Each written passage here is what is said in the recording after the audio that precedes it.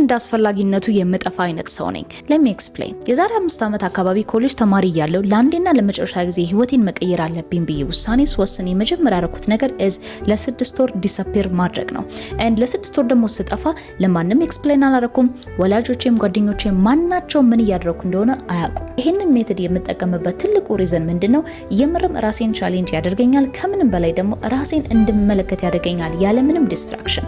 አብዛኞቻችሁ ምናልባት ይህችን ክረምት ይዛችሁ 2019 ላይ ህይወታችሁን ለመቀየር ካሰባችሁ the first thing you have to do is በዚች በክረምት ዲስአፒር ማድረግ አለባችሁ። and ለማንም እቅዳችሁን አላማችሁን even ለምን እንደጠፋችሁ እንኳን ኤክስፕሌን ማድረግ አይጠበቅባችሁም። you just hide yourself, you change፣ ከዛ በኋላ you show them። ይሄን ነገር ስታደርጉ ከራሳችሁ even የኮንፊደንስ ሌቭላችሁን ይጨምራል። ምክንያቱም እናንተ ማለት ኃይለኛ ሰዎች ናችሁ። when you put your mind to something you get it done። ነገር ግን ብዙ ሰዎች አላማቸውን እቅዳቸው ማድረግ የሚፈልጉትን ነገር አናውንስ አድርገው ለማድረግ ሲሞክሩ የማይሳካላቸው ትልቁ ሪዝን በዚህ ምክንያት ነው። ይቀጥሉ አመት ሲሪየስ መሆን ከፈለጋችሁ ይቺ ክረምት ላይ ዝም በሉ፣ ጌት ቱ ወርክ፣ ራሳችሁ ላይ ስሩ። ከዛ በኋላ ካም ባክ